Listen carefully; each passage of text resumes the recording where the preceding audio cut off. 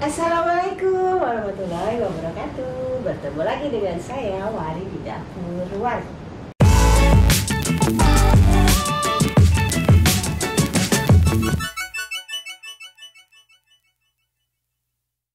Ya, pada video ini saya mau berbagi kisah saya pertama kali memulai usaha dalam menjual kue-kuean.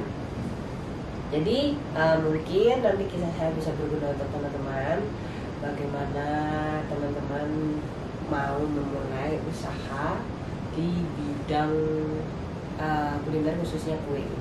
Jadi untuk saya pertama kali dulu itu adalah menjual pertama kali ya, saya itu nggak menjual kue ulang tahun. Jadi saya menjual semacam brownies ataupun juga dengan bolu. Jadi pertama kali adalah saya itu membuat-buat dulu brownies, bolu gitu. Saya kasihkan sama mertua saya karena saya tinggal di dekat rumah mertua saya. Jadi saya kasih ke mertua saya aja. Lalu saya cicip-cicipi tetangga seperti itu. Jadi nanti ada yang beli 1, 2 gitu. Sebenarnya nggak banyak karena tetangga itu kan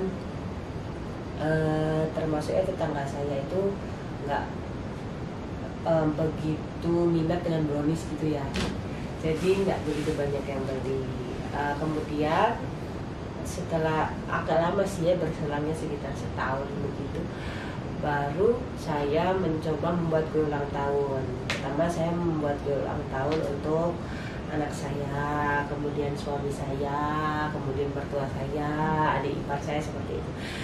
Jadi pertama kali adalah saya membuatkan orang-orang terdekat saya, kemudian saya foto, kemudian saya posting, kemudian kuenya dibagi-bagi seperti itu. Jadi tetangga-tetangga saya tahu. Jadi yang pertama kali membeli kue saya adalah tetangga saya. Terima kasih untuk tetangga saya. Jadi pertama kali itu yang tentunya dengan resep yang ala kadarnya, karena namanya orang otodidak.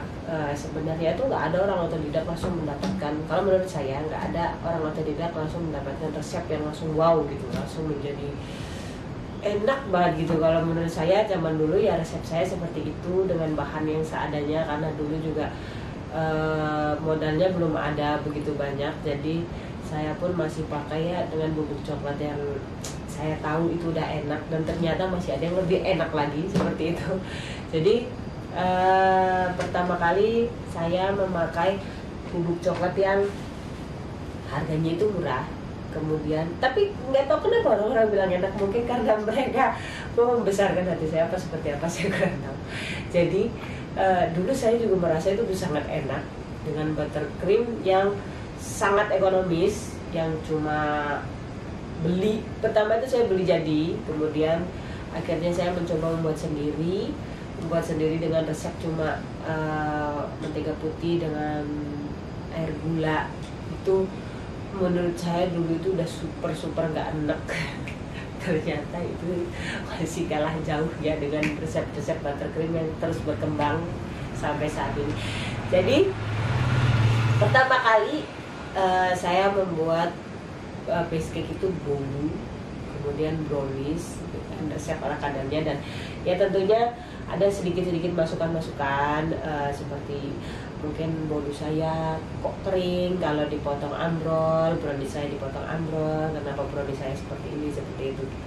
Jadi kalau ada kritik, sebenarnya sih memang bikin agak down ya, tapi sebenarnya kritik itu bisa membangun kita menjadi lebih baik lagi. Jadi jangan terlalu menutup kuping sama kritik. Kalau ada kritik jangan bilang paling dia nggak suka sama kerjaan saya, dia sebenarnya iri gitu. Jangan seperti itu, karena kalau kita nggak menyadari apa yang salah dalam diri kita nggak bisa memperbaiki kesalahan itu, karena kita nggak menyadari kalau kita salah, seperti itu. Jadi akhirnya ada orang yang beli sedikit sebenarnya, karena untuk dulu saya itu belum mengenal yang namanya WhatsApp. Jadi HP itu dulu nggak seperti sekarang ya, untuk kuota seperti itu kan nggak segampang sekarang. Jadi setahun itu 2 tahun 3 tahun, dan boom, itu sebenarnya itu pada saat pandemi itu karena orang males mau cari di luar, akhirnya mereka cari usaha-usaha rumahan. Nah, ini kesempatan saya sebenarnya, tapi pada saat itu saya udah mulai mengenal brownies dengan bahan yang kualitasnya lebih baik lagi dari sebelumnya. Jadi saya tiap bisa dikatakan tiap hari saya berpikir gimana caranya kue saya bisa lebih bagus setiap harinya, seperti itu. Jadi saya lihat-lihat di YouTube, belajar di YouTube, oh seperti ini, oh bahannya seperti ini, seperti itu. Jadi jangan bosan-bosan untuk membuka YouTube ataupun membuka Google. Itu adalah guru terbaik orang otodidak. Kemudian saya juga membuka grup Facebook, saya baca-baca komen-komennya seperti itu sangat membantu sekali. Kemudian saya mulai pasarkan, karena pada pandemi itu orang banyak membutuhkan, akhirnya saya mulai memasarkan lewat WA. Jadi dengan cara saya posting dagangan saya yang udah pernah saya posting di Facebook, di WA gitu. Alhamdulillah pada saat pandemi itu banyak yang mencari dan banyak yang membeli. Dan kemudian saya upgrade lagi bahan-bahan saya, sampai sekarang saya menggunakan whipped cream seperti itu. Untuk pemasarannya yaitu dari WA saja, jangan malu.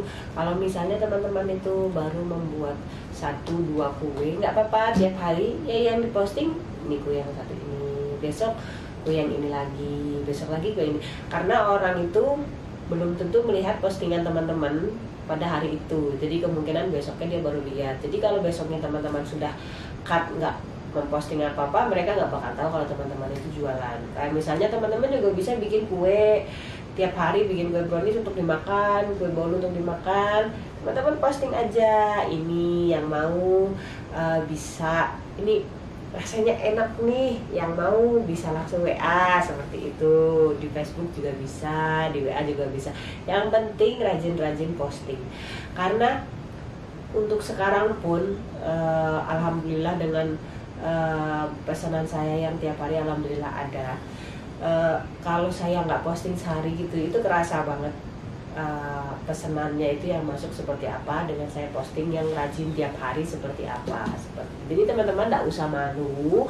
Untuk pertama kali jangan malu, jangan takut.